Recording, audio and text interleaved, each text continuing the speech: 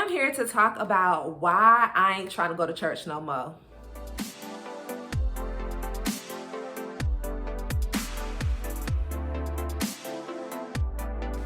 Girl, what are you waiting on? Follow me on Instagram, like, comment, subscribe, and click that bell notification. So usually I always have some notes because I like to be prepared anytime I speak about something. I always want to make sure that I am sharing the facts and that I'm coming with some knowledge. Today I only have this little post-it note with 4 points because I'm going to be speaking from my heart and some things that I have been thinking about for a little bit. So I think that it's going to flow relatively easily and well. So I'm here to talk about why I ain't trying to go to church no more. First of all, if my daddy, who is a deacon at a Southern Baptist church, could see this video, he would pass out. Now, I already told him a little bit, but y'all, please don't send this to my daddy. Now, little backstory. During the initial wave of the pandemic, I found so much peace. I feel fortunate to be able to say that because I know that that was not a lot of people's story. But I was able to go for walks while I was able to work from home. And it was something about having that stillness that I rarely ever get that was just amazing for me. And I just had this realization that time is extremely precious. Like, I didn't realize how much of my time was going to other things than me. Like, of course, I practice the basic self-care and I am very regimented about my self-care. I usually journal every single weekday. I work out. I eat healthy, I meal prep, all of those things, but I never really had time for a moment of stillness. So I was extremely thankful that the pandemic was able to give me that, because I don't think I've ever had a moment in my life where I actually could sit and be still. So I want to maintain some of that stillness. Now, I know that I'm not going to be able to keep all of it because I have to go into the office and work and do all of that stuff. But there are some pieces of my life where I can make those edits. So with that being said, I dug into the internet and I found that there was this study that shows why millennials don't go to church. Now, I already knew that, a lot of people in my generation tend to say that they're spiritual, they're not religious. And although I can understand what that meant, I still kind of like rolled my eyes. Not because I was judging them because they didn't identify with being religious, but I think that a lot of people can't quite articulate the difference between religion and spirituality. So they were just kind of saying that they were spiritual instead of religious because they didn't like the church, which is fine by me because I be getting on my nerves, which is what I'm here to talk about. So here's what the study says. So the number one reason why millennials don't go to church is because they feel like the people in the church are fake. So the same people who are in church on Sundays are the same people who will curse you out in the parking lot while leaving the church, usually. There's this idea of dressing up in your finest of garments to go to church, but the spirit that's being housed within your body is ugly and it's nasty. I often hear a lot of people talk about how some of the rudest, nastiest, meanest people are in church. And my rebuttal to that is usually, well, the church is where you go when you're sick.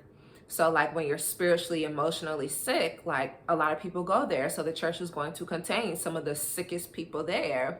And then second, one of the reasons why millennials don't go to church is because of the exclusivity factor. So they feel like the people there are judgmental and they major in the minor. I think that we see this a lot within our political climate, where a lot of Christians will vote for a particular party simply based off of one or two political standpoints. I think that is the absolute dumbest thing ever.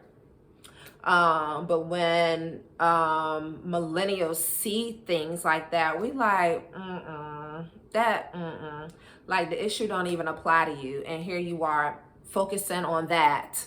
And there are so many other things that you could be doing, which leads to number 3. They don't actually serve the world. So I remember hearing a while ago, this is the quote: if the church were doing what they were supposed to be doing, there would be no homeless people. Now, girl, don't make the news I just reported. But that's what the quote said. I think, of course, that there are some systemic issues that lead to homelessness, but I think that there is some valid points within that quote of, if Jesus rode a donkey, why the pastor always got to have the newest car? 4th point, because the people that are in the church tend to be aggressive and hypercritical, constantly pointing the fingers at other people, worrying about what other religions do, how Muslim men are controlling over their women. Meanwhile, men in the church are controlling. Like, wasn't patriarchy based in Christian fundamentalism? Child, whatever. 5, then they don't want to talk about the big issues. So they only talk about what is convenient to them, but they don't talk about some of the larger issues that are at stake. So all of those 5 things are some of the reasons why millennials tend to not go to church. Now, why I am thinking about no longer going to church is because it just don't fit into my life. I want to be very clear. Church does not fit into my life, but God always has a place in my life and does in this very moment fit into my life.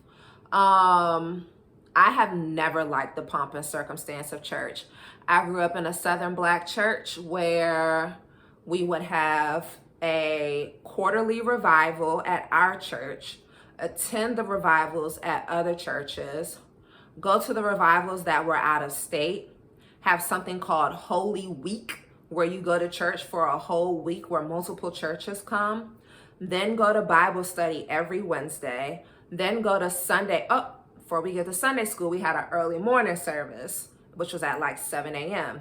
Then go to Sunday school, then go to the 11 a.m. service, and every now and then we will have a 4 or 7 p.m. service. That's ridiculous. It's ridiculous. And that scarred me. It legit scarred me because it never made sense to me. And I'm not even getting on the fact or the points of, while I was there, some of the antics were absolutely ridiculous. The multiple offerings, the special offerings, the pastor saying like there's 7 people in here who God is saying needs to come to the altar, and we got to pray for 30 minutes on our knees and wait for 7 people to come up. Do you know how many times as a child I almost walked my butt up to that altar because I was tired of being in that church, because we had already been there for 5 hours and now we're waiting for 7 people to come up?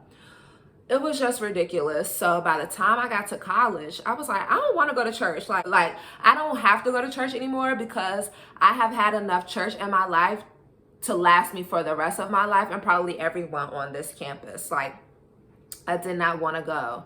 And then in graduate school, I found a church home. The only reason I did go to that church was because it was probably like an hour and a half long. And that's a church that I continue to go to this day, pre-pandemic. Our church is not back open yet. And now that I'm thinking about when church opens back up, I just can't see myself going because I have been able to create a life that I enjoy for the most part. And I say for the most part because I don't like going to work.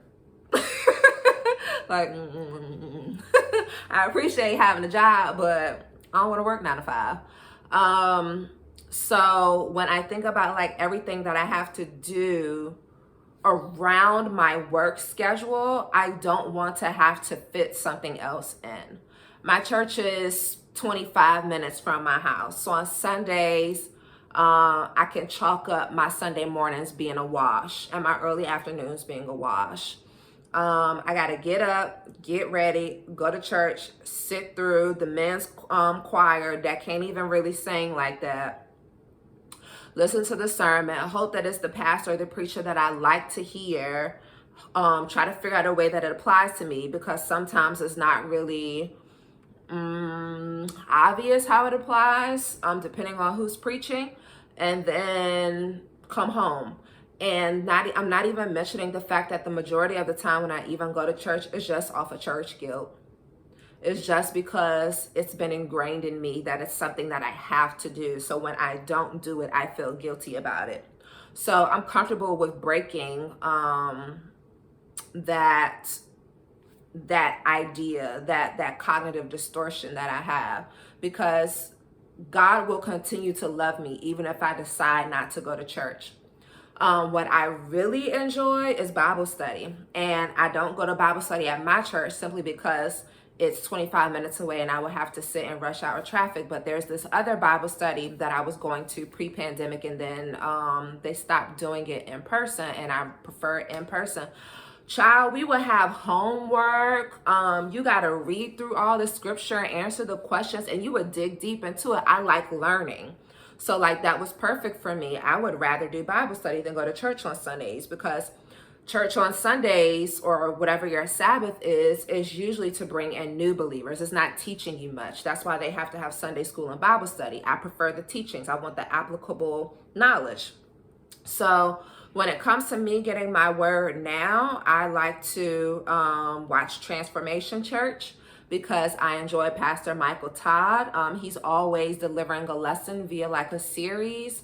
What I don't like about him is he has a different kind of pomp and circumstance. Because I am very driven by how people behave, and I pay attention to people's intonation and their voice and things like that. He just always gets on my nerves when he does that fake cry. If you know, you know. He just does this fake cry when he's trying to like drive a message home, and it only lasts for 1 second, and then his tone of voice goes back to normal. But other than that, I like him. So I like to listen to him in the morning on my phone like a podcast, and it really fills me up. So yeah, like when it comes to my day-to-day life and all of the many parts of my life that I have to attend to, church just doesn't fit in. I gotta work. I gotta get ready for work. I gotta work out. I'm trying to grow on YouTube so that it could be an additional stream of income. I got a meal prep that takes forever so that I could take care of my temple, because I do see my body as a temple. So when I take care of my body, it's a reflection of my love for God and myself. So going to church and not really enjoying it while I'm there, I don't think God is pleased with that. So those are my thoughts. Y'all gonna have to let me know, are there any millennials out there who are watching this right now who continue to go to church? And then if there are those of you who don't and you used to, let me know why you stopped going. I would love to hear your thoughts, because I constantly bash the Black church.